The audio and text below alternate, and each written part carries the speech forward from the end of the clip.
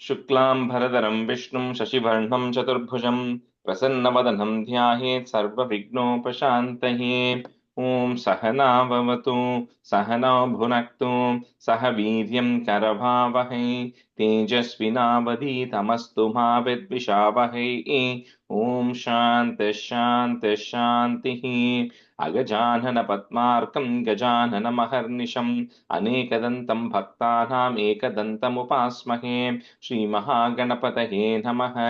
गुरवे सर्वलोकानां विषजे भवरोगिणां निधये सर्वविद्यानां श्रीदक्षिणामूर्तये नमः। अस्मद्गुरुचरणारविन्दाभ्यां नमः। वसुदेवसुतं देवं कंसचाणूरमर्दनं देवकी परमानन्दं कृष्णं वन्दे जगद्गुरुं। ज्ञानानन्दमयं देवं निर्मलस्फटिकाकृतिम् आधारं सर्वविद्यानां श्रीहयग्रीवमुपास्महे। श्रीहयग्रीवमूर्तये नमः।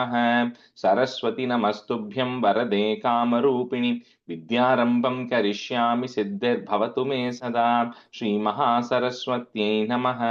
उमाकोमलहस्ताब्जसम्भावितललाटकं हिरण्यकुण्डलं वन्दे कुमारं पुष्करस्रजं। வெற்றிவேல் முருகனுக்கு ஹரஹரோஹரா.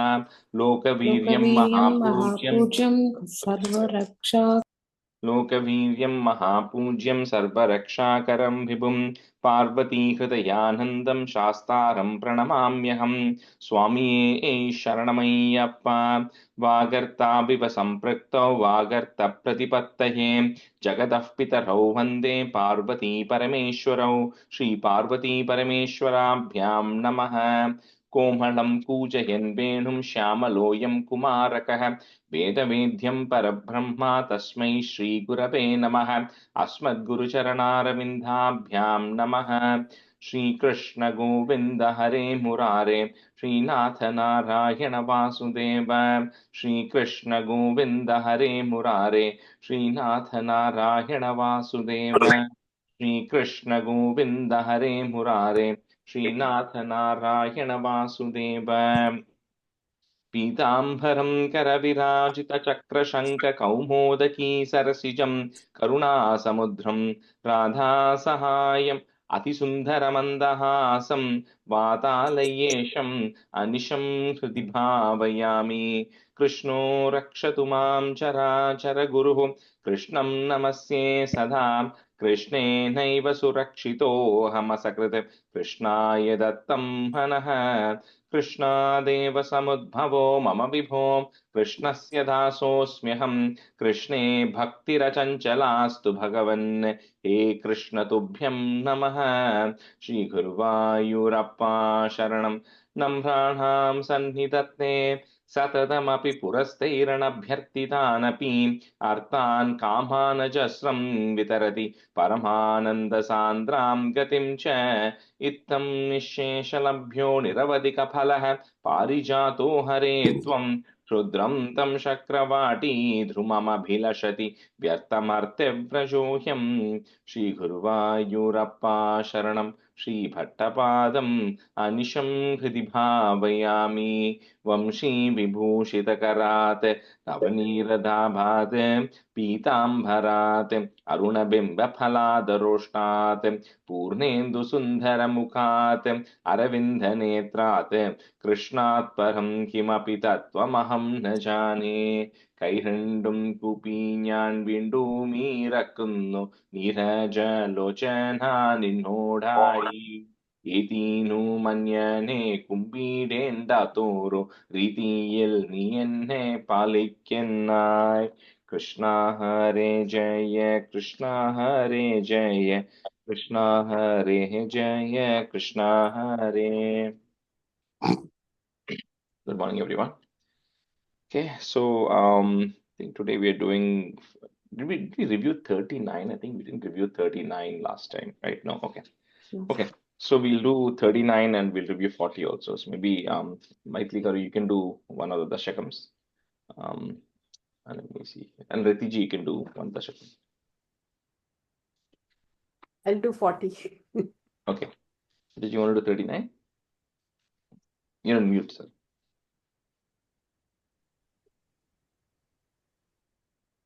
You told me, right? Yeah, you. Yeah.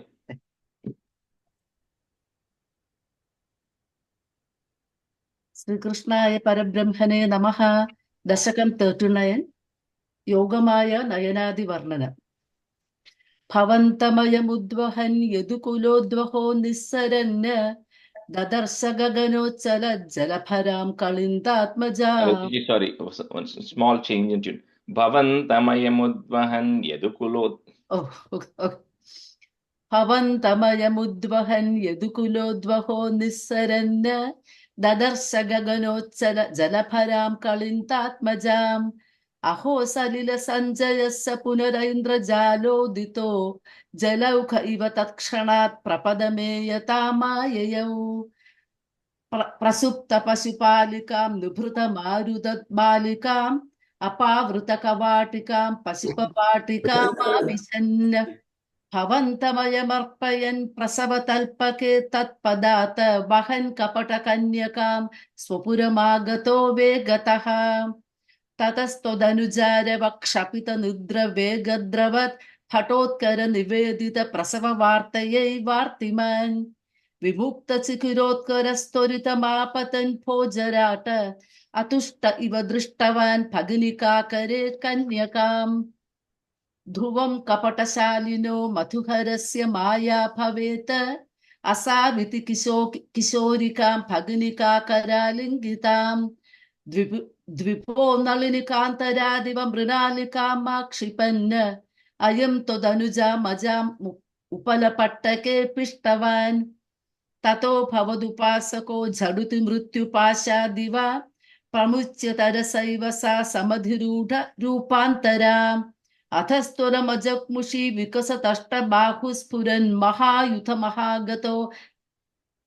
महायुथमहोगता किल विहायसोदिद्युते नृशंसतरकंस ते किमु मया विनिष्पृष्टया बभूव भवदन्तकः क्वचन चिन्त्यतां ते हितम् इति त्वदनुजा विभो खलमुदीरतं जग्मुषी मरुद्गणपणायिता भुवि च मन्दिराण्येयुषी प्रगे पुनरगात्मजा वचनमीरिता भूभुजा प्रलम्बबकपूतना प्रमुखदानवामानिनः भवन्निधन काम्यया जगति बभ्रमुर्निर्भयाः कुमारक विमारकाः किमिव दुष्करं निष्कृपैः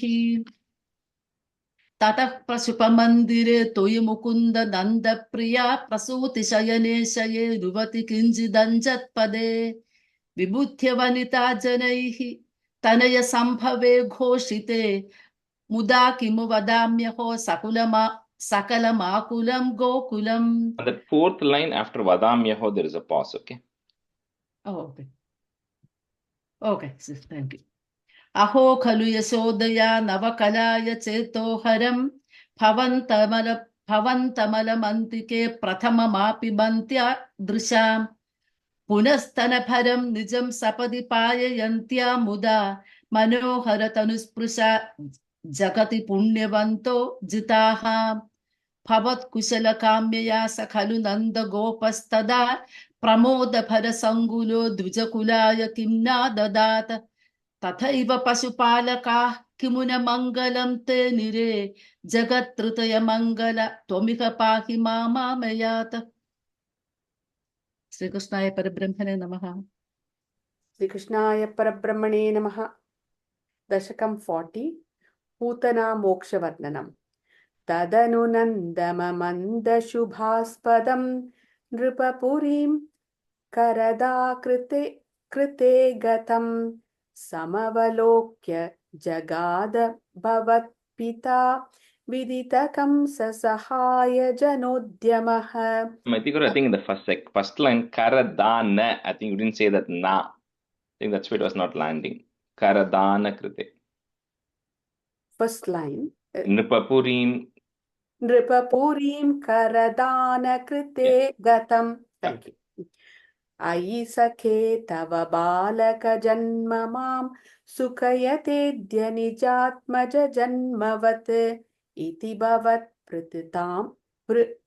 pitritam prajanayake samadiropyasha samsatamadarat इह च सन्त्यनिमित्तशतानि ते कटकसीम्नि ततो लघु गम्यताम् इति च वचसा व्रजनायको भवदपायभिय धृतमाययौ अवसरे खलु तत्र च काचन व्रजपदे मधुरा कृतिरङ्गना तरलषट्पदलालितकुन्तला कपटपोत्तकते निकटं गता सपदि सा हृतबालकचेतना निशिचरान् वयजाखिलपूतना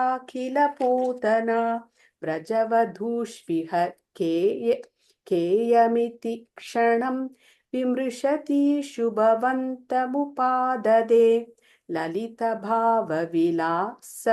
हृतात्मभिर्युवतिभिः दधुम Parita I think the easiest is Pratirod Dhumaparita.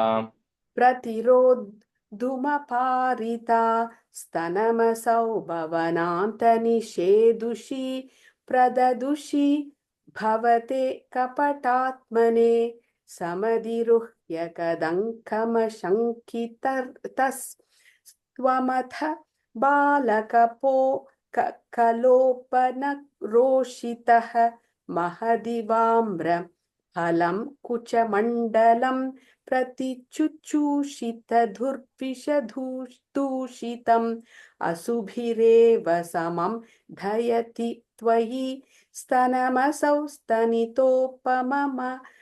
स्तोपमनिस्वना निरपदद्भयदायि निजं वपुः प्रतिगता प्रविसार्य भुजा उभौ भयदघोषण भीषण विग्रह श्रवणदर्शन मोहितवल्लवे व्रजपदे तद्दुरस्थलखेलनं ननुभवन्त गृह्णत गोपिकाः भुवनमङ्गल नामभिरेवते युवतिभिर्बहुधा कृतरक्षणः त्वमयिवातनिकेतननाथ माम् अगदयन् कुरु तावक सेवकं श्रीकृष्णाय परब्रह्मणे नमः.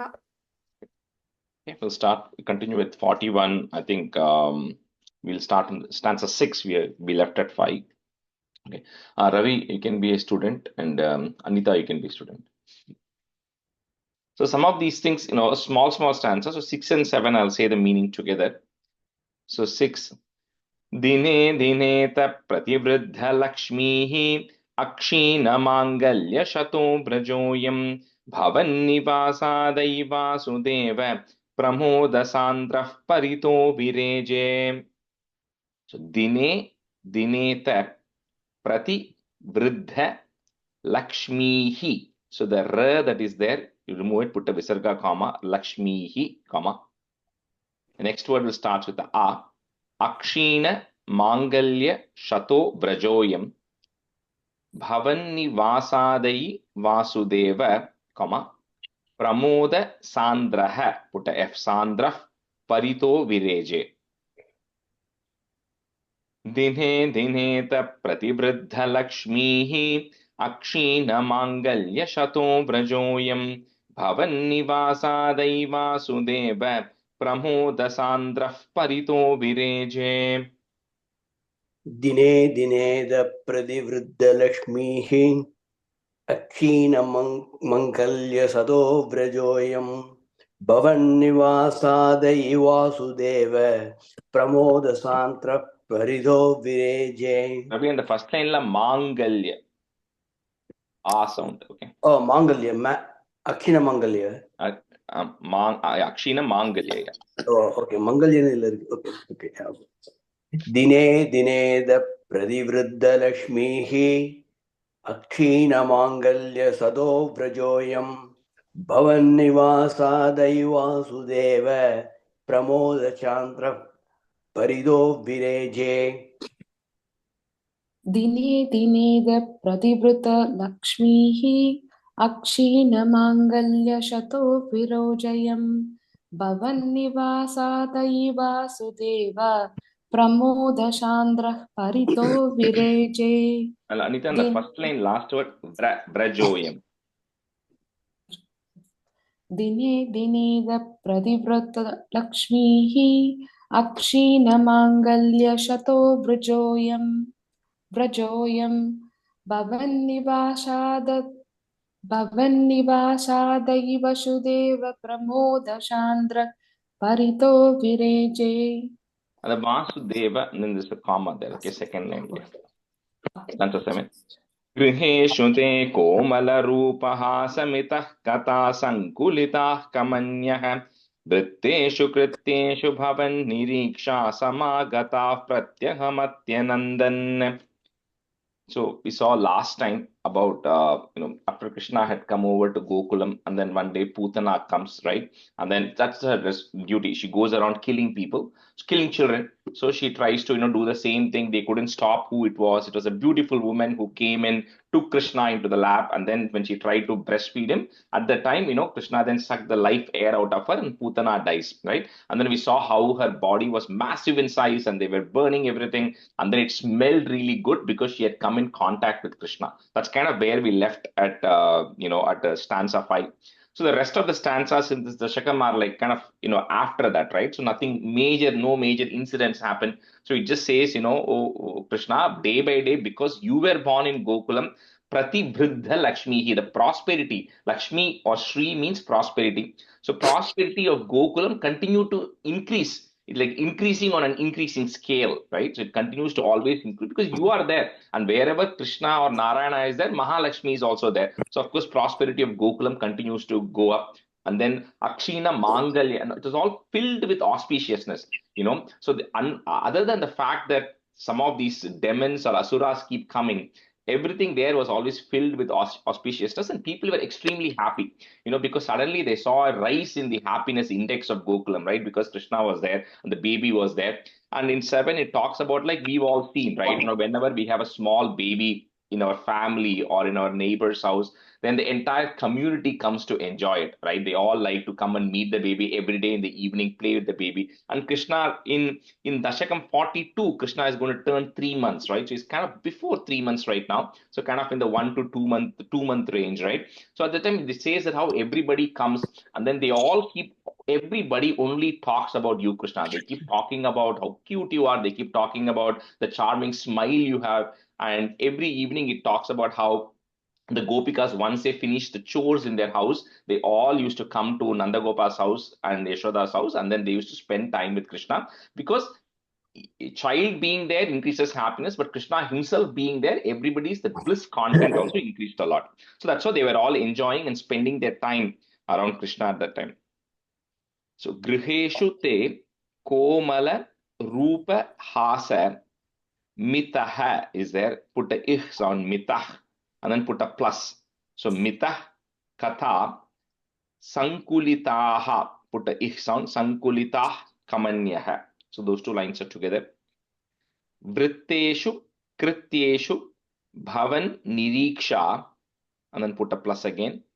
Samagataha, put a F to join. Samagatah pratyaham atyanandan. If you want to break it, you can break it that ma. Pratyaham atyanandan. Griheshu te komalaroopahasamitah kata sankulitah kamanyah vritteshu krityeshu bhavan niriksha samagata pratyahamatyanandan. गृहेषु दे कोमलरूपहासमितः कदा सङ्कुलितागमन्यः वृत्तेषु कृत्येषु भवन्निरीक्षा समागता प्रत्यहमत्यनन्दन् गृहेषु दे कोमलरूपहासमितः कदा सङ्कुलितागमन्यः वृद्धेषु कृत्येषु भवन्निरीक्षा समागता प्रत्यहमत्यनन्दन् गृहेषु ते कोमलरूपहासमितः कथा सङ्गुलिताः कमन्यः वृद्धेषु कृत्येषु भवन्निरीश समाः कथा Atyanandan. Anita, second line, first word, right? Vritteshu. There's a it and a tha. Okay, so vritteshu. Vritteshu krityeshu pavannireeshak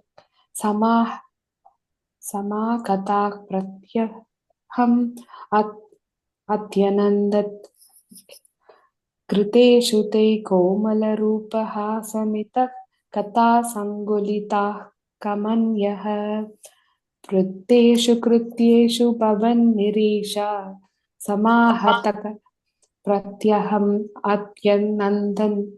How do you finish the last one? Correct. Pratyaham Pratyaham atyanandan. Atyanandan. Stanza 8. Aho kumaro mayi datta drishtihi smitam kritam mam prativatsakena ehyehi mamityupasarya pani tvahi shakim kim na kritam vadhubihi. In 8 and 9, I'll say the meaning together.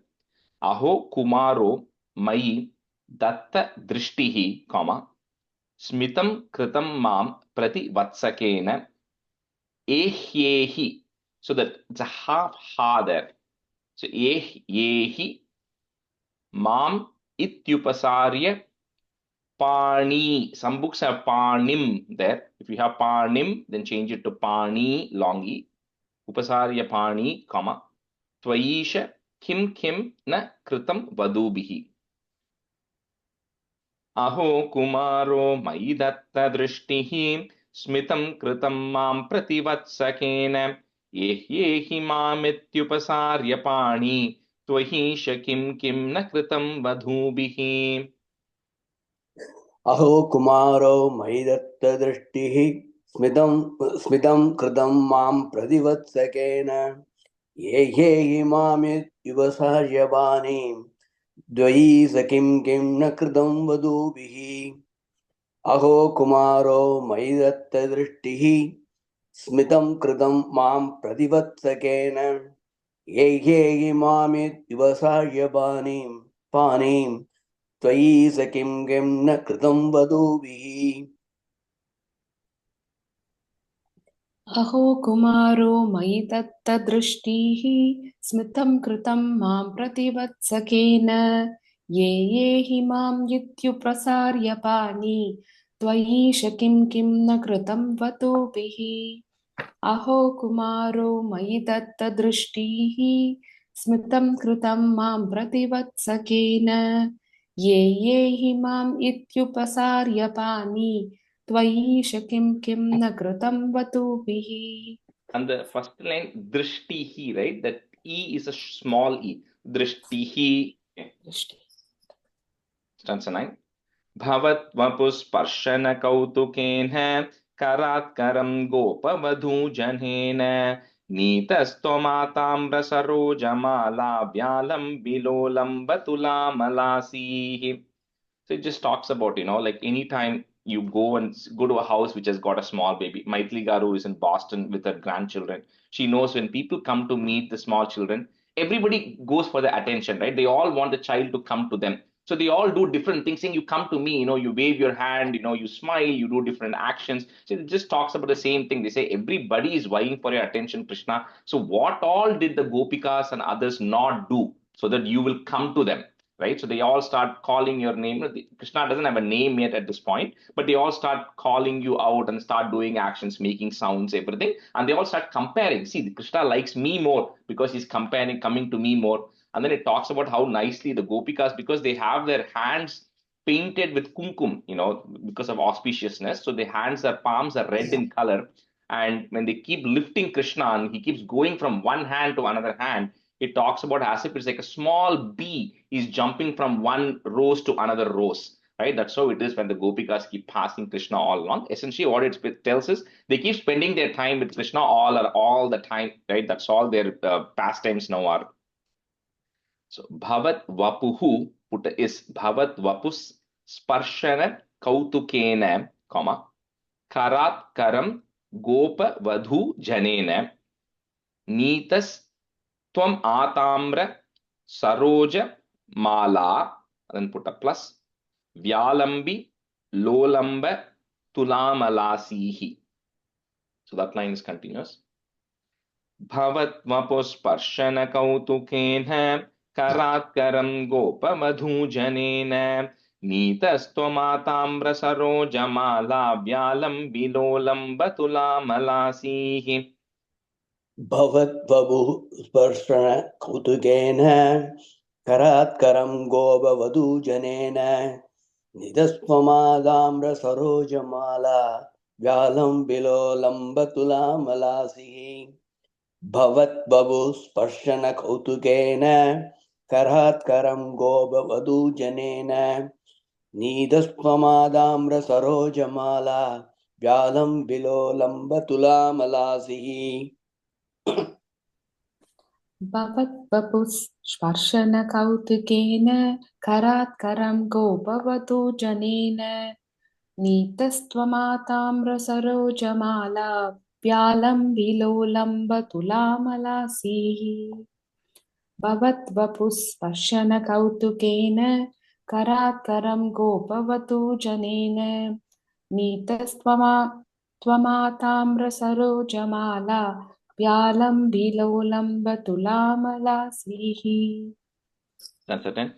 निपाययन्ती स्तनमङ्गकं त्वां विलोकयन्ती वदनं हसन्ती दशां यशोदा कथमां न भेजे सतादृशः पाहि हरे गधान्माम्. So while everybody gets to spend time with Krishna, and they all start comparing, saying how much time I was able to hold Krishna versus you, at the end of the day, once all the gopikas leave, where does Krishna go? Krishna has to go to Yashoda, right? So he has to go to Yashoda because she is the one who has to breastfeed him. She says at the end of the day, Krishna, after all these activities, you finally come back to Yashoda, and then you drink the breast milk, and then you look at her and smile. She says, what all happiness did Yashoda not enjoy at that time? Seeing that her baby was, in a state of happiness. So even Yashoda was also in a state of bliss. So with this Dashakam comes to an end. And in this, in Shuka Brahman tells Parikshit that the whole, Krishna avataram, just like any other avataram. If you think of Rama avataram, when Rama, by the time, there's not much of Rama being small, right? And, Rama comes, he does a lot of things. He destroys evil. He does all those things, and people adore him and respect him. But Krishna Avataram, the intention is not of respect for Krishna. It has to be a love for Krishna, right? So that's why there's so much about Krishna being a small child. And the expectation here is just like how the Gopikas are doing, just like how everybody is, you should just love Krishna as a baby. I think that is enough. You don't have to go worship Krishna as a god, as worship Krishna as like as an adult who participated in, who helped Pandavas during Mahabharata war. You don't have to think of any of that. You should just enjoy Krishna as a baby. And that was the whole purpose of Krishna Avataram. Majority of the Krishna Avataram is Krishna being small, right? And that is the love and the devotion that Krishna wants everybody to experience. Anyway, with this Dashakam comes to an end. O Guru Arpa, please eradicate all my ailments. निपाययन्ती स्तनम् अङ्गकं त्वां विलोकयन्ती वदनं हसन्ती दशां यशोदा कथमां न भेजे स तादृशः तादृशः पाहि हरे गदान्माम्.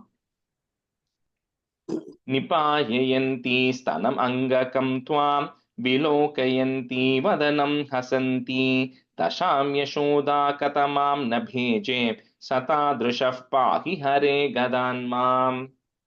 निपाययन्ती स्तनमङ्कमं त्वां विलोकयन्ती वदनं हसन्ती दशां यशोदा कथमां न भेजे सदा तृषः पाहि हरे गदान्माम्. निपाययन्ती स्तनम् अङ्ककं त्वां विलोकयन्ती वदनं हसन्ती दशां यशोदा कथमां न भेजे सदा तृषः पाहि हरे गदान्माम्. निपाययन्ती स्तनम् अङ्गकं त्वां विलोकयन्ती वदनं हसन्ती दशां यशोदा कथमान्न भेजे शतादृशः पाहि हरे गदान्माम्. Anita, on the first line after the comma, vilokayanti. निपाययन्ती स्तनम् अङ्गकं त्वां विलोकयन्ती वदनं हसन्ती दशां यशोदा कथमान्न भेजे कथमान्न वेजे शतादृशा पाहि हरे कदान्माम् Naya Parabrahmane Namaha. We'll go to Dasakam 42. 42 is Shakatasura Vada Varnanam. Stanza 1. कदापि जन्म क्षदिने तव प्रभो निमन्त्रित ज्ञाति वधू महीसुरा महानसस्त्वां सविधे निधाय सा महानसादौ ववृते Brajeshwari. Like we're saying, that the age of Krishna, at what point it is happening. So here it is the time where the baby is beginning to slant. So baby is always lying on its tummy when it is, or it cannot, right? It's lying on this thing. When it's beginning to slant at that time, which is around 2 to 3 months, 4 months time. So that is actually observed as a very important milestone in the baby, right? So they perform a Vedic ceremony and it talks about how only when the baby starts slanting do they normally begin to take the baby out. Till that point, they don't take the baby out of the house in those days. So here, when Krishna was around 3 months old, so they Yashoda saw that Krishna was beginning to flip. So they said, okay, we have to conduct this big ceremony for this. So they invite all the brahmanas and everybody to actually they celebrate it, right, in a big way. So a lot of people come and they do some pujas and they invite a lot of people for lunch and everything. So as that ceremony was being done there, as the Brahmins were chanting and all of that was going on, Yashoda has to take care of the baby, right? So she first breastfed the baby, and then when the baby was feeling sleepy, she left the baby on a mat outside because there were a lot of small kids who were playing, and she told the kids just keep an eye on the baby because she has to go to attend to other things. So she left Krishna there right next to a cart because Krishna was sleeping, and then Yashoda went on to take care of her duties. Kadapi Janmar Kshadine. So that ir will come after the ma. Janmar Kshadine Tava Prabho, comma. Nimantrita Nyati Vadhu Mahisura. Mahana Sastwam Savidhe Nidhaya Sa, comma. Mahana Sadau Vavrute Brajeshwari. कदापि जन्म क्षदिने तव प्रभो निमन्त्रित ज्ञाति वधू महीसुरा महानसस्त्वां सविधे निधाय सा महानसादौ ववृते ब्रजेश्वरी. कदापि जन्मर्ष दिने दव प्रभो निमन्त्रित ज्ञाति वधू महीसुरा महानसस्त्वां सविते निधाय सा महानसादौ ववृते ब्रजेश्वरी. कदापि जन्मर्ष दिने दव प्रभो निमन्त्रित ज्ञाति वधू महीसुरा महानसस्त्वां सविते निधाय सा महानसादौ ववृते ब्रजेश्वरी. कदापि जन्मशक्तिने तव प्रभो निमन्त्रित जातिवतु महोसरा महानसस्त्वां सविते निताय सा महानसादौ ववृते Brajeshwari. Anita, the first line would end nya sound. Nyati Vadhu Mahisura. कदापि जन्मक्षणदिने तव प्रभो निमन्त्रित ज्ञातिवतु महोसरा महानसस्त्वां सविते निताय सा महानसादौ ववृते Brajeshwari. And the first line last, Mahisura. He, right? He sound. Okay.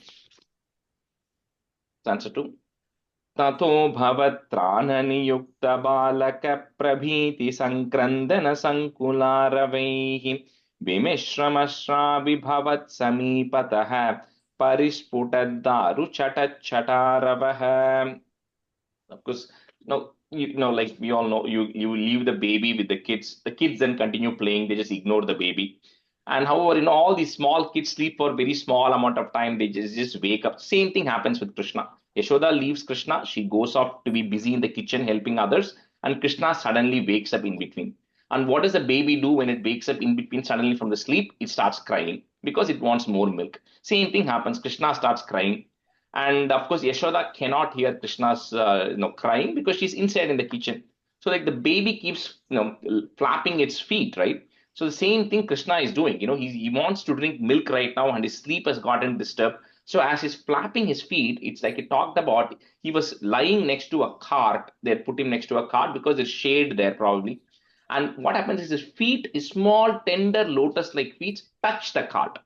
The moment his feet touch the cart, then the entire cart then comes apart. So it talks about how the wheels comes apart, the axle comes apart, the hubs and spokes of the cart comes apart, and then on the cart, a lot of vessels were kept. So all the vessels go flying. So all this start happening, and it creates a huge noise because the entire cart gets shattered and the vessels start flying. So here, in Vamana Avataram, the Lord Narayana felt that he had to create a big form to be able to occupy all the three worlds. But however, in Krishna Avataram, Krishna is like, no, I'm not going to take all that trouble. I'm going to be a small 3-month-old baby, and I'm just going to touch the cart, and the cart is going to break, right? I'm not going to worry too much about taking a big form and all that. So anyway, so when all this thing happened, the entire thing starts scattering around. So all the other boys who were there, they all start getting very confused, right? And they all start crying because all these things is making such a huge noise, and everything is flying around.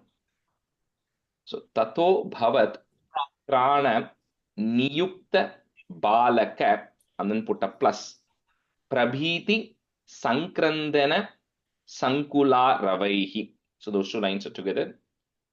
Vimishram ashravi, you can break at that ma. Vimishram ashravi bhavat samipatah, comma, parisputat daru. So there's a double da coming there. You can break that. Parisputat daru chatach chataravah. Tato bhavatrānaniyukta balaka prabhiti sankrandhana sankularavaihi vimishramashravi bhavat samipatah parisputat daru chatach chataravah. ततो भवत्प्राणनियुक्तबालकप्रभीति सङ्कुलारवैः मिश्रमस्रावि भवत्समीपदः परिस्फुटद्दारुचडच्चडारवः ततो भवत्प्राणनियुक्तबालकप्रभीति सङ्कुलारवैः विमिश्रमस्रावि भवत्समीपदः परिस्फुटद्दारुचडच्चडारवः ततो भवत्प्राणनियुक्तबालकप्रभीतशङ्करान्तन शङ्कुरालवैः विमिश्रमश्राविभवत्समीपतः परिस्फुटद्दारुचटारवः चटच्चटारवः And sorry, first line la prabhiti sankrandana. ततो भवत्प्राणनियुक्तबालकप्रभीतिसङ्क्रन्दन शङ्कुलारवैः विमिश्रमश्राविभवत्समीपतः परिस्फुटद्दारुचटारवः. That's the three. ततस्तदा Karnan संभ्रम श्रम प्रकम्पि वक्षोज भरा व्रजाङ्गनाः भवन्तमन्तर्ददृशुः समन्ततो विनिष्पदद्दारुणदारुमध्यगम्. So of course, all the, on one end, all the priests are continuing with their chanting, everything is going on. Other end, the women are all busy preparing the food. And suddenly they all hear this loud noise, right? Noise of like a wooden cart breaking, and also like the vessels flying. So vessels land on the ground. That creates a different noise as well. So it feels like something major, something has happened. So all the gopikas, and they all rush. So and Yashoda and gopikas all rush. They all come and see what has happened. They see that the entire cart which was there has been dismantled, and all the vessels have been thrown around, and it's all scattered and lying everywhere there. However, they saw amongst all this mess that was actually created, the baby was safe. The baby was just lying in the middle of all of this mess, and with the great anxiety, they go and grab the baby there. Tatas tadakarnana sambrama shrama, put a plus, prakampi vakshoja bhara brajanganaha. So that line is together.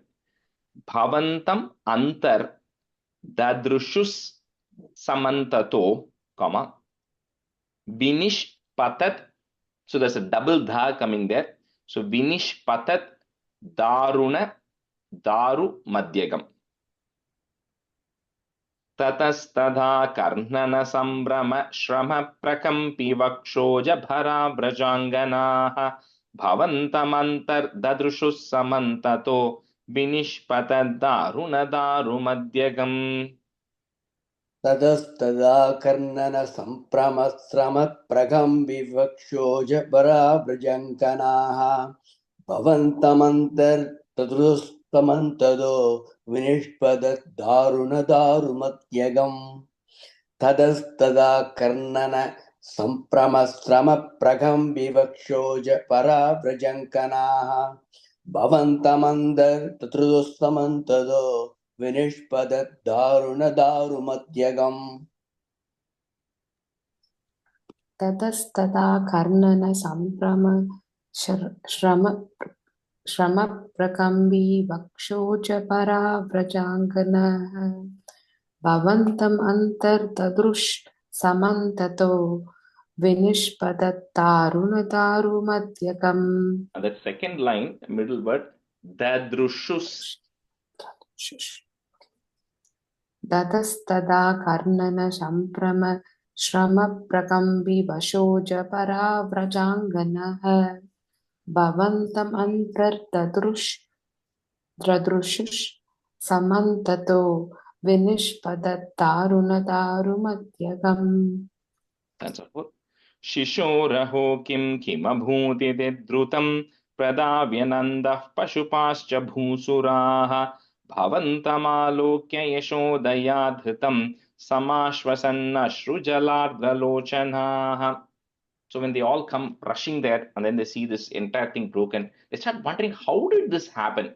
How did this hand cart that was actually there, which was all stationed, suddenly, get scattered everywhere and broken, and all these vessels are flying. So, but they're also wondering what happened to the child, because the child is lying in the middle of all of these things. So first, all the Gopikas, Yashoda, and all start coming. And then, of course, Nanda Gopa and all the other priests and everybody who had assembled, they start running now because they hear the noise, and they all start coming there, and they find that, at least Krishna is safe, because Yashoda had lifted Krishna by then. So they all begin to wonder, that what is actually happening. And however, they were feeling very relieved, and they were, had tears of joy. Jalardra Lochanaha. They were all very happy that nothing happened to the baby. But they also begin to wonder what happened to the cart, how the cart actually broke here. Shishoraho kima bhuditi drutam, comma, pradavya nandaha, put a F, nandaf, pashupascha bhusuraha, bhavantam alokya, you can break it that ma, bhavantam alokya yashodaya dhritam, comma, next word, samashvasannashru, double na, samashvasannashru jalardra lochanaha. शिशोरहो किमभूतिति द्रुतं प्रदाव्यनन्दः पशुपाश्च भूसुराः भवन्तमालोक्य यशोदया धृतं समाश्वसन्नश्रुजलार्द्रलोचनाः. शिशोरहो किमभूदिति त्रिदं प्रदाव्यनन्तः पशुपाक्षभूसुराः भवन्तमालोक्य यशोदया धृतं समाश्वसन्नश्रुजलार्द्रलोचनाः. शिशोरहो किमभूदिति त्रिदं प्रदाव्यनन्तः पशुपाक्षभूसुराः भवन्तमालोक्य यशोदया धृतं समाश्वसन्नश्रुजलार्द्रलोचनाः. शिशोरहो किमभूतिधृतं प्रताप्यनन्दः पशुपाश्च भूषरः भवन्तमालोक्य यशोदया धृतं समाश्वसन्नश्रुजलार्द्रलोचनः. Anita, the first line, last word, the bhu is a long u, the su is a short su. Bhu suraha. Bhu suraha. Okay. Shishoraho शिशोरहो किमभूतिधृतं व्रताव्यनन्दः पशुपाश्च भूषुराः भवन्तम् आलोक्य यशोदया धृतं समाश्वसन्नश्रुजदात्रलोचनः Lochanaha. लोचनाः 5 and 6 I'll do meaning together. Kasko nukautas kutahesha vismayo vishankatam yachakatam vipatitam nakaranam kinchidiheti te stitaha swanasika dattakarastwadhikshakaha. Kasko nu kautas kuta esha vismayo, vishankatam yachakatam vipatitam na karanam kinchidi heti te stitaha, swanasika datta karas twadikshakaha. Kasko nukautas kuta esha vismayo vishankatam yachakatam vipatitam na karanam kinchidi heti te stitaha swanasika datta karas twadikshakaha. कस्कोनु कौदस्कुद एष विस्मयो विशङ्कटं यत् सकटं विपाडितं न कारणं किञ्चिदिहेति ते स्थिताः स्वनासिका दत्त क्रास्त्वदीक्षिकाः करास्त्वदीक्षकाः कस्कोनु कौदस्कुद एष विस्मयो विशङ्कटं यत् सकटं विपाडितं न कारणं किञ्चिदिहेति ते स्थिताः स्वनासिका दत्त करास्त्वदीक्षिकाः दीक्षकाः sorry. कष्को नुकौतस्कुज एष विस्मयो विशङ्कटं यच्चकटं विपाटितं न कारणं किञ्चिदिहेति ते स्थिताः स्वनासिका तत् करास्तिवतीक्षकाः. The last How do you word? say the last lines? Yeah. Karas twadikshakaha. कस्को नुकौतस्कुद एष विस्मयो विशङ्कटं यच्चकटं विपाटितं न कारणं किञ्चिदिहेति ते स्थिताः स्वनासिका तत् करास्त्वतीक्षकाः. Okay, we'll just switch right now. Radha, you can be a student, and Shashireka, you can be a student. Stanza 6. Kumarakasya payodharartinah prarodane lolapadambujahatam maya drishtamano viparyagate itishate palaka balaka jaguhu. So like we're continuing there. So in the fifth one, so when they all come there, they all begin to contemplate, how did this happen? Is this because it's impossible for a cart which was just stationed there to be completely shattered and all these things to happen? Is this some asura, some evil demon or some other evil influence which has happened? They say there's absolutely no explanation. So as they were all kind of discussing all possibilities of what could have happened, the small kids who were there, they said, none of that is correct.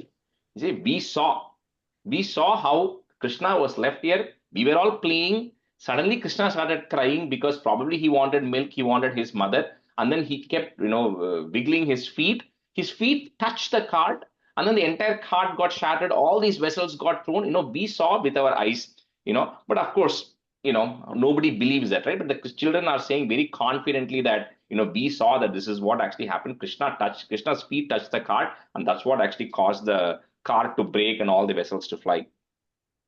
So Kumara Kasyasya Payodhararthinah, Prarodane Lola Padambujahatam Maya Drishtamano Viparyagath. So the D that is there, we're going to break it. First put a it, Viparyagath, next word starts with the E. Itisha te palaka balaka jaguhu.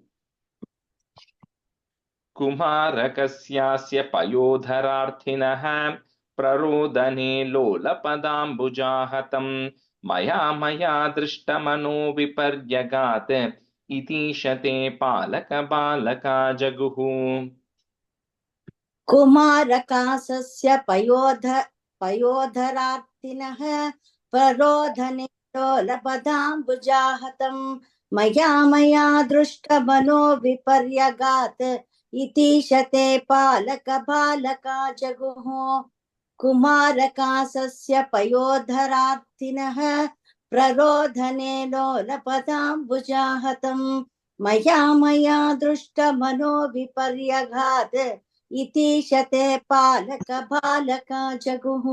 Rather, the first word kasyasya. कुमारकस्यास्य. Yeah, correct.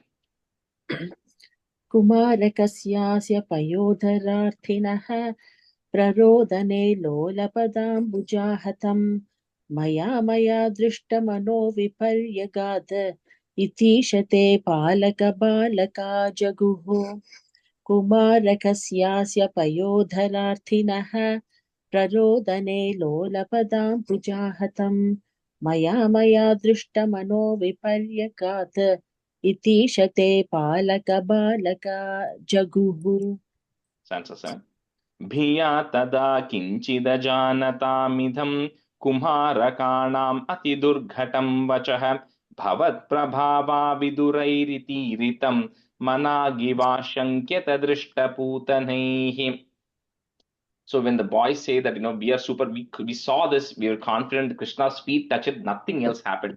So, of course, the Gopas there who are assembled at Gopikas, they don't know, right? So they're thinking Krishna is a small baby. How is it possible that a small baby's feet can touch and all this could have happened? So they don't believe it, But however, it talks about that there were some small section of people there who are beginning to wonder there's something with this baby, right? Because this baby, that it came, so this big woman, beautiful woman, Putana came, and suddenly she lifts the baby and she tries to, doesn't know what happened, right? She lifts the baby, tries to breastfeed it. Suddenly she takes the form of this big Rakshasi and she's dead. And now you leave this baby next to a cart. People are saying the baby just touched the cart and the cart went flying away. So some people are beginning to discuss something is different. Something is very unique here, right? But most others just dismiss it saying, it's a small kids, right? They don't know what they're talking about. So they ignore it. Bhiya tada kinchit ajanatamidam. If you want to break it at the da, kinchida janatamidam, comma. Kumara khanam athi durgatam vachaha. Bhavat prabhava vidurair itiritam. It may be easy to break it at the re. So bhavat prabhava vidurair itiritam, comma. Managi vashyankyata. So you cannot break that anywhere. Managi vashyankyata drishta putanaihi. Bhiya tada kinchidajanataamidham kumarakānām atidurghatam vachah bhavat prabhava vidurairitiiritam managi vashyankyata drishta putanaihi. भिया तदा किञ्चित् जानुतानतामिदं कुमारकाणाम् अतिदुर्घटं वचः भवत्प्रभावात् विदुरैरितीरितं मनागिवाशङ्क्यत दृष्टपूतनैः। भिया तदा किञ्चित् जानुतामिदं कुमारकाणाम् अतिदुर्घटं वचः भवत्प्रभावात् विदुरैरितीरितं मनागिवाशङ्क्यत दृष्टपूतनैः।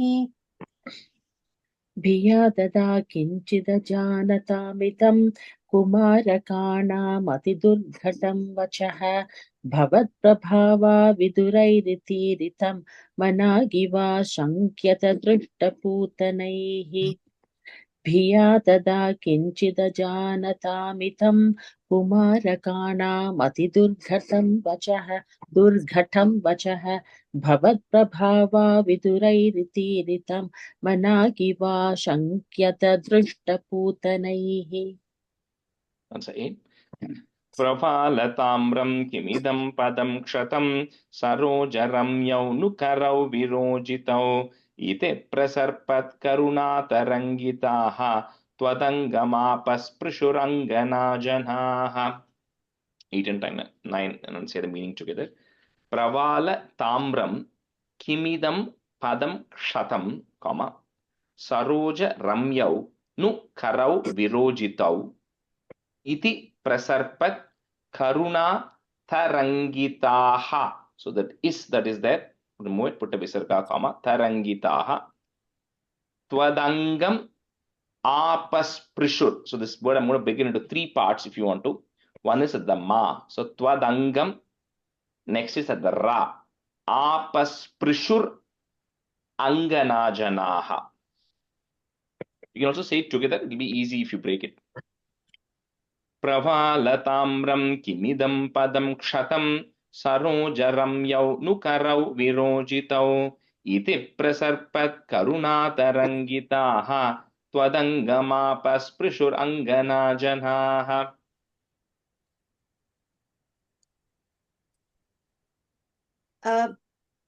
We are chanting, huh? Yeah, very. Okay. Pravalatamram kimidam padam kshatam sarojaram yaunukarau virojitau iti prasarpat karunatarangitaha tadangam apaspruju anganajanaha. And the second line, tarangitaha. Tarangitaha. 1 minute. Pravalatamram kimidam padam kshatam sarojaram yaunukarau virojitau iti prasarpat karunatarangitaha twadangam apasprishu anganajanaha. And the same thing, and the tarangitaha. Second line. Can you say that again? Yeah. Iti prasarpat karuna tarangitaha twadangam apasprishur anganajanaha. Pravalatamram kimidam padam kshatam sarojaramyau nukarau virojitau iti prasarpat karunatarangitaha twadangam apasprashur anganajanaha.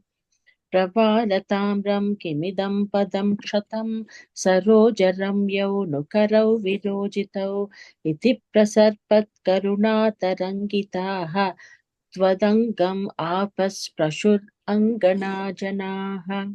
Prishur, Suchirika, the second last. Prishur? It's prishur? Anganajana. Yeah. Okay.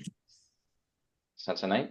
Ahi sutam dehi jagatpate kripa tarangapatat paripada madhyame iti sma sangrihya pita twadangakam muhur muhuslishyati jata kantakaha.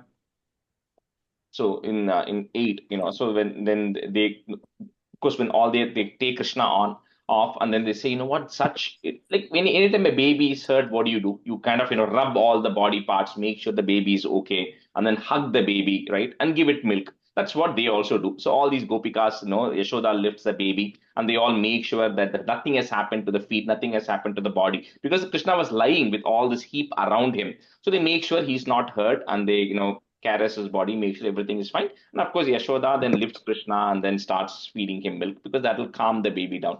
So, like it happened in the in Dasakam 41, and this is, like I said, it's going to be a trend which is going to happen in every chapter. Nanda Gopa wonders, how is it possible? Like, how can you guys be so careless, right? Like, you just leave the baby like this. Just like how he wondered how you left Putana to come inside and then start taking over the baby. Anyway, so Nanda Gopa says, I'm really, it's because of all this good things that we are doing, and because of all this puja that the priests are actually doing there, and nothing happened to the baby, right? So with that, now Nanda Gopa also lifts the baby, and he feels very happy that Krishna is safe. And then he makes sure that the ceremony is getting completed successfully, and all the Brahmins are well fed and well paid and everything, because he's very happy that nothing happened to Krishna here after all that, they saw there. Aye sutam dehi jagat patehe. So put a ih sound, jagat pateh kripa, and then put a plus. Taranga पातात् परिपादम् अध्यमे इति स्म संगृह्य पिता त्वदङ्गकं comma मुहुः is there, put a ish to join, मुहुः श्लिष्यति जातकण्टकः अहे सुतं देहि जगत्पतेः कृपातरङ्गपातात् परिपातमध्यमे इति स्म संगृह्य पिता त्वदङ्गकं मुहुर्मुहुश्लिष्यति जातकण्टकः आये सुतं देहि जगत्पते कृपातरङ्गपातात् परिपातमध्यमे इति स्म संगृह्य पिता त्वदङ्गकं मुहुर्मुहुश्लिष्यति जातकण्टकः अये सुतं देहि जगत्पते पतेः कृपातरङ्गपातात् परिपातमध्यमे इति स्म संगृह्य पिता त्वदङ्गकं मुहुर्मुहुश्लिष्यति जातकण्टकः. Rather, that first line Jagatpatehe is there. You can put a H sound to join. Jagatpateh Kripa, and that's the halfway point. Kripa kama. The Kripa plus. The Kripa is the halfway point, and then you put a plus and Tarangapata. In my book, Kripa Taranga, there's one word. I know it's one word. It's two words actually. Kripa and Taranga, two different words. But the halfway point, when you're saying it, because we're saying that entire line together, it will be Aye Sutam Dehi Jagat Pate Kripa Taranga Patat Paripata Madhyame. It'll break that way easily. Oh. Okay. Why do we split Tanga? It's split like you can say it's two different words. It's if you don't split there, not splitting, you can split it. That Kripa is one word, Taranga is one word. Okay, but Kripa Taranga is written together as one word. I'm saying when you're saying it together, if you don't say Kripa Taranga, then it won't land in your tune, right? It'll become Aye Sutam Dehi Jagat Pate Kripa Taranga Patat Paripada Madhyame, right? It's not landing properly, that's all. But it's the same, so it's two different words. Kripa and Taranga are two different words written together as one word. Oh. Okay. अये सुतं देहि जगत्पतेः कृपातरङ्गपातात् परिपातमध्यमे इति स्म संगृह्य पिता त्वदङ्गकं मुहुर्मुहुश्लिष्यति जातकण्टकः अये सुतं देहि जगत्पतेः अये सुतं देहि जगत्पतेः कृपातरङ्गपातात् परिपातमध्यमे इति स्म संगृह्य पिता त्वदङ्गकं मुहुर्मुहुश्लिष्यति जातकण्टकः. Sunset. अनु निलीनः किल हन्तुमागतः सुरारिरेवं भवता विहिंसितः रजोऽपि नो दृष्टममुष्य तत्कथं स शुद्धसत्त्वे त्वयि लीनवान् ध्रुवम्. 10 and 11 I'll say together, meaning Ano Nilinaha, put the ih sound, Nilinah Kila Hantumagataha, comma, Surari Revam Bhavata Bihimsitaha, Rajopi no, Drishtam Amushya, if you want to break it, Drishtam Amushya Tat Katam, comma, Sa Shuddha Sattve Tvai Linavan Dhruvam. अनु नीलीनः किल हन्तुमागतः सुरारिरेवं भवता विहिंसितः रजोऽपि नो दृष्टममुष्य तत्कथं स शुद्धसत्त्वे त्वयि लीनवान् ध्रुवम्. अनोनिलीनः किल हन्तुमागतः सुरारिरेवं भवता हिंसितः रजोऽपि नो दृष्ट अमुष्य तत् कथं सशुद्धसत्त्वे त्वयि लीनवान् ध्रुवम्. अनोनिलीनः किल हन्तुमागतः सुरारिरेवं भवता हिंसितः रजोऽपि नो दृष्ट्य अमुष्य तत् कथं सशुद्धसत्त्वे त्वयि लीनवान् ध्रुवम्. अनुनिलीनः किल हन्तुमागतः सुरारिरेवं भवता विहिंसितः रजोऽपि नो दृष्टममुष्य तत्कथं सशुद्ध सत्त्वे त्वयि लीनवान् ध्रुवम् अनोनिलीनः किल हन्तुमागतः सुरारिरेवं भवता विहिंसितः रजोऽपि नो दृष्टममुष्य तत्कथं सशुद्धसत्त्वे त्वयि लीनवान् ध्रुवम्. That's 11. प्रपूजितैस्तत्र ततो द्विजातिभिः विशेषतो लम्भितमङ्गलाशिषः व्रजं निजैर्बाल्यरसैर्विमोहयन् मरुत्पुराधीशरुजां जहीहि मे. It talks about in 9 that even though, 10, sorry, even though this Asura came in the form of a cart, disguised as a cart to get rid of Krishna, in Putana's case, Putana took over that form, and we're going to see in the Trinavarta's case next also, same thing is going to happen. But in this case of Shakatasura, there was no body, there was no Asura body or anything found. So, he says probably because the reason that happened is because, your feet touched him, he just merged into you. So whatever rajas or whatever he had is completely gone because he completely merged into you, who's pure sattva guna. So probably that's why, nobody saw any body or any trace of that asura there. So anyway, with that, this Dashakam is coming to an end. The Brahmins all bless Krishna because the puja and all is over and they were all honored. And then this way, Krishna, you then Brajam Nijair. This way, every single day, you kept the people of Brajbhumi, always involved in you. You are kind of the center of all of the action and attraction that is happening there. You kept everybody involved around you. So with that, the Shashakam comes to an end. O Lord of Guruvayur, Rujam Jahi Hime, please eradicate all the sufferings I have. Prapujitais tatra tato dvijati bihi. So put a visarga comma. Dvija referring to the Brahmins. Dvijati bihi, visarga comma. Next word, Visheshato, there is a ir that goes away. Visheshato lambhita mangalashishaha Brajam nijair balya rasair vimohayan, marut puradhisha rujam jahihime. प्रपूजितैस्तत्र ततो द्विजातिभिः विशेषतो लम्भितमङ्गलाशिषः व्रजं निजैर्बाल्यरसैर्विमोहयन् मरुत्पुराधीशरुजां जहीहि मे. प्रपूजितैस्तत्र ततो द्विजातिभिः विशेषतो लम्बितमङ्गलाशिषः व्रजं निजैर्बाल्यरसैर्विमोहयन् मरुत्पराधीशरुचां जहीहि मे. प्रपूजितैस्तत्र ततो द्विजातिभिः विशेषतो लम्बितमङ्गलाशिषः व्रजं निजैर्बाल्यरसैर्विमोहयन् मरुत्पुराधीशरुचां जहीहि मे. प्रपूजितैस्तत्र ततो द्विजातिभिः विशेषतो लम्बितमङ्गलाशिषः व्रजं निजैर्बाल्यरसैर्विमोहयन् मरुत्पुराधीशरुचां जहीहि मे. प्रपूजितैस्तत्र ततो द्विजातिभिः विशेषतो लम्बितमङ्गलाशिषः व्रजं निजैर्बाल्यरसैर्विमोहयन् मरुत्पुराधीशरुचां जहीहि मे. Shri Krishnaya Parabrahmane Namaha.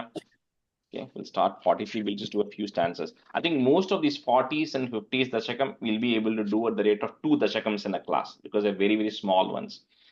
Okay, so 43 is Trinavartha Vadha Bharnanam. If any of you ever get a chance to go to Vrindavan, Mathura Vrindavan area, there is this Prem Mandir there. And if you go there, and there are a couple of places there. If you go to any of those places there, you can see individual drawings of pretty much every single thing that we are seeing today. So when you walk around that Prem Mandir, and they have all these beautiful paintings which are put on the outside walls, you can see every single thing. You can see Putana, then you can see this Trina, the Sakatasura, you see Krishna in the cart. Then Trinavarta is the wind which will come and take Krishna. So you will see Krishna with the wind which is there. You can see pretty much every single of this is painted on the outside. It's very beautiful there if you go there. So 43. Trinavarta. Who Huh? is this Gunavarta? We're going to see. We'll see it now. That's the 43 Dashakam. त्वामेकदा गुरुमरुत्पुरनाथ बोढुं गाढादिरूढगरिमानमपारयन्ती माता निधाय शयने किमिदं बतेति ध्यायन्त्यचेष्टत गृहेषु निविष्टशङ्का. So time passes now so Krishna is kind of nearing that 1 year age right now, right? So 11 months, 10 months, 12 months, whatever, right? Around that time. So, of course, when Yashoda is putting Krishna in her lap, putting Krishna to sleep, suddenly she's seeing that Krishna's weight, she feels very heavy. She's not able to lift Krishna anymore. So, Yashoda wonders, like, how is it possible? Like, I've just been able to lift him yesterday. I'm able to lift him today morning, but all of a sudden now I'm not able to lift him. Suddenly his weight has increased so much. So, so she begins to wonder, Yashoda, in this case, Vraja people, they're all not educated, they're all just like regular cowherds, right? So they don't know in much. So if anything goes wrong, they think that some evil spirit influence is happening. So Yashoda wonders, maybe it's all these things have been happening for this baby. Maybe some other evil spirit influence is happening, that my baby is suddenly becoming heavier. So she puts the baby on the ground and she starts praying. And then she goes and tells everybody that, we should probably call all the priests, 1 year is happening. We have not probably done anything. We should probably call all the Brahmins to do something, because the baby is suddenly getting very heavier. But she begins to pray to you, oh Krishna, that, what is happening here. So, Twam ekada guru marut pura nata vodhum, comma, gadhadhi rudha. So all of this dha is the second dha in Sanskrit, which is take a emphasis dha. Gadhadhi rudha garimanam aparayanti. You can break it that ma. Garimanam aparayanti. Mata nidhaya shayane kimidam bateti, comma, Dhyayantya cheshtata. It's one word. Griheshu nivishta shanka. Swami kada gurumarut puranata bodhum gadhadiruಢगरिमानम् अपarayanti Mata nidhaya shayane kimidam bateti Dhyayantya cheshtata griheshu nivishta shanka. त्वामेकधारु गुरुमरुत्परुनाथ ओढुं गाढाधिरूढगरिमाणमपादयन्ति माथा निधाय शयने किमिदं बतेति ध्यायन्त्यचेष्टत गृहेषु निविष्टशङ्का त्वामेकधारु गुरुमरुत्परुनाथ ओढुं गाढाधिरूढगरिमाणमपादयन्ति माता निधाय शयने किमिदं बतेति ध्यायन्त्यचेष्टत गृहेषु निविष्टशङ्का. Rather than the first line, Twame kada guru marut. Gu sound. I think you said garu. Thank you. त्वाम् एकदा गुरुमरुत्पुरनाथ वोढुं गाढाधिरूढगरिमाणमपारयन्ति माता निधाय शयने किमिदं बतेति ध्यायन्त्यचेष्टत गृहेषु निविष्टशङ्का त्वाम् एकदा गुरुमरुत्पुरनाथ वोढुं गाढाधिरूढगरिमाणमपारयन्ति माता निधाय शयने किमिदं बतेति ध्यायन्त्यचेष्टत गृहेषु निविष्टशङ्का. That's two. तावद्विधूरमुपकर्णितघोरघोषव्याजृम्बिपांसु पटली परिपूरिताशः वात्यावपुः स किल दैत्यवरस्तृणावर्ताख्यो जहार जनमानसहारिणं त्वाम्. So at the time, because Krishna weight, she felt heavy, the Yashoda had left Krishna there and she had just stepped away. So at the time, another of Kamsa's emissaries, his name is Trinavarta. So like Putana, like Trinavarta, Sakatasura, we're going to see all these people come and they all can take different forms. So this Trinavarta is coming in the form of a whirlwind, in like a tornado, right? And whenever the tornado starts coming, first you hear the sound of the wind. right? That loud noise of the wind coming. That's what is happening. They're all beginning to suddenly hear the sound of heavy wind, which is actually whirlwind, which is actually coming. And of course, that stirs up the dust, right? So suddenly that entire area is getting filled with dust, and the sound comes because of the wind coming. And this whirlwind now comes and lifts Krishna off. So just like it says here, Bhattacharya being a poet is saying, Krishna, you are the one who carries away the hearts of everyone else, but some other person, Asura, now comes and decides to carry you away. So, Tavat Vidhuram Upakarnita, you can break at that. Vidhuram Upakarnita Ghora Ghosha, put a plus, Vyajrumbi Pamsu Patali Paripuritashaha. So those two lines together. Vatya Vapus Sa Kila Daitya Varas. Then you put a plus at the end of that line. So those two lines also go together. The next word, you have to say it. You have Trinava probably in more books. And then there's Tarkyo in the other next line. But when you say it together, it becomes Trinavartakyo, because Trinavarta is the name, right? So Trinavartakyo Jahara Janamanasa Harinam Twam. So you do the 3 and 4 together, the lines. Tavad midhuram upakarnita ghora ghosha vyajrum bipam supatali paripuritashaha vatyava pussakila daitya varastrinavartakyo jahara janamanasa harinam Twam. அது திருணாவதார்க்கியோ அப்புறமா gamma இருக்காங்க. இல்ல, that is together and the two lines are continuous. Okay, there is no comma there. Okay, No comma there. Okay. Tavad vidhuram upakarnita ghora ghosha vyatrumbita pamso patali paripuritashaha vatyavapussakila daitya vara trunavartharkyo jaharaja janamanasaharinam tvam Tavad vidhuram upakarnita ghora ghosha vyajrumbita pamsu patali paripuritashaha vatyavapussakila daitya varatrunavatharkyo jahara janamanasa harinam tvam. Tavat viduram upakarnita ghora ghosha vyajrumbi pamsu patali paripuritashaha vatyavapussakila daitya varastranavartakyo jahara janamanasaharinam Twam. Tavat viduram upakarnita ghora ghosha vyajrumbhi pamsu patali paripuritashaha vatyavapussakila daitya varastranavartakyo jahara janamanasaharinam Twam. Answer 3. Uddhama pamsu timira hata drishtipate drashtum kimapya kushale pashupalaloke ha balakasya kimite tvadupantamapta mata bhavantam avilokya brisham rurodha. So the entire Gokulam was now filled with dust because of this whole big tornado or whirlwind coming there.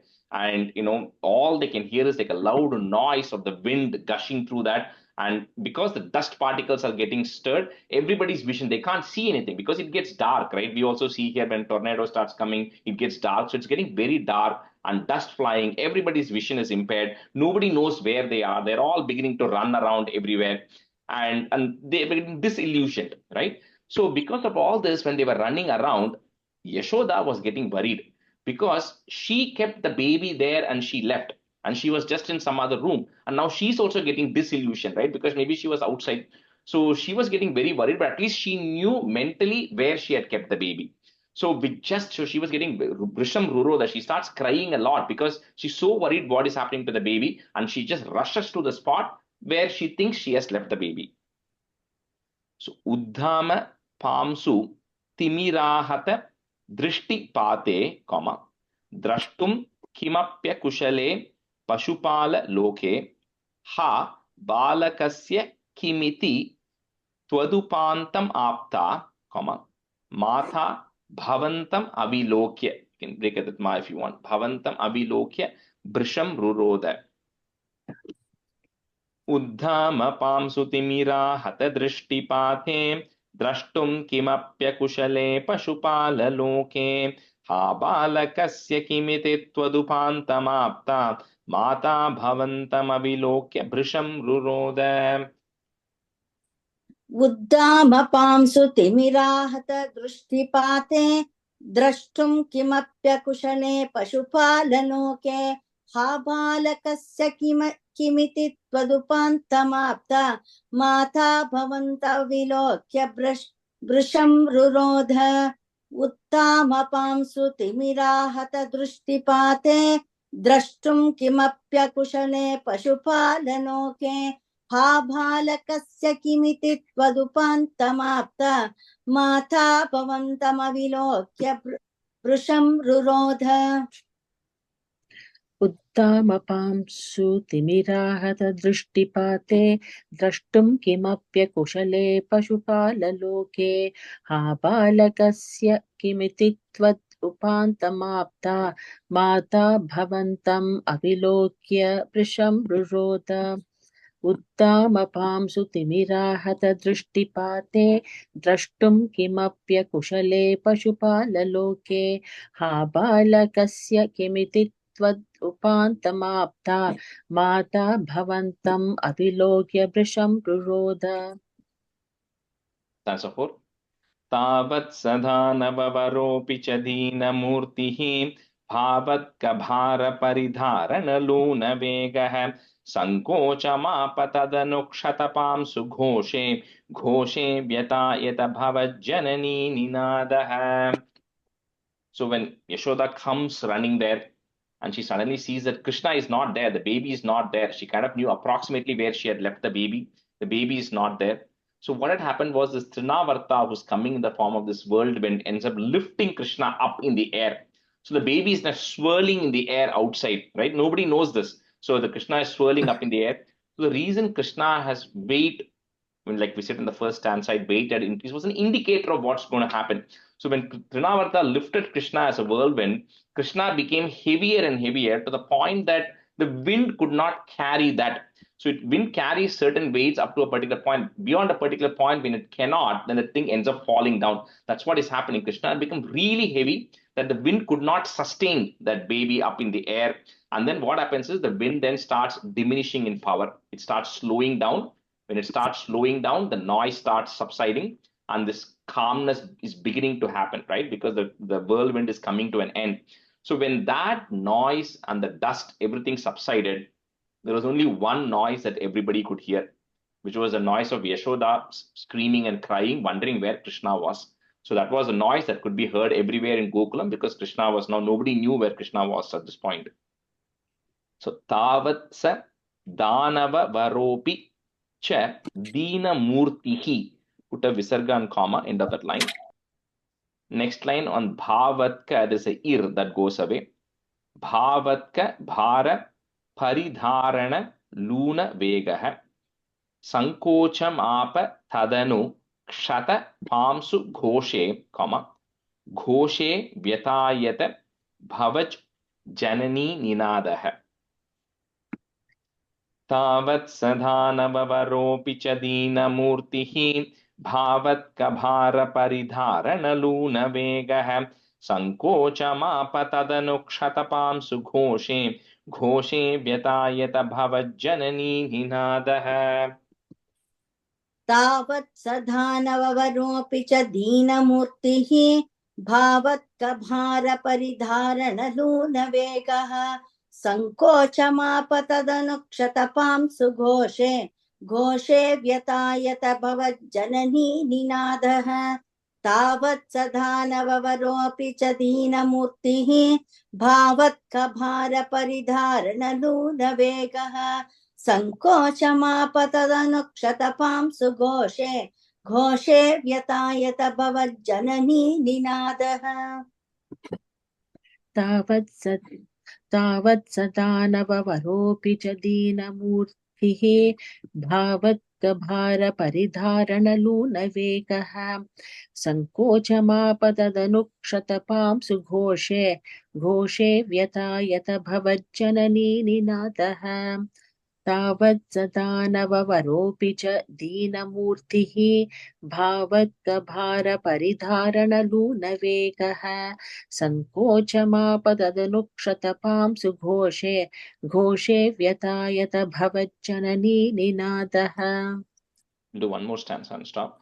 रोधोपकर्णनवशादुपगम्य गेहं क्रन्दत्सु नन्दमुखगोपकुलेषु धीनः त्वां दानवस्त्वकिल मुक्तिकरं मुमुक्षुः त्वय्यप्रमुञ्चति पपात वियत्प्रदेशात्.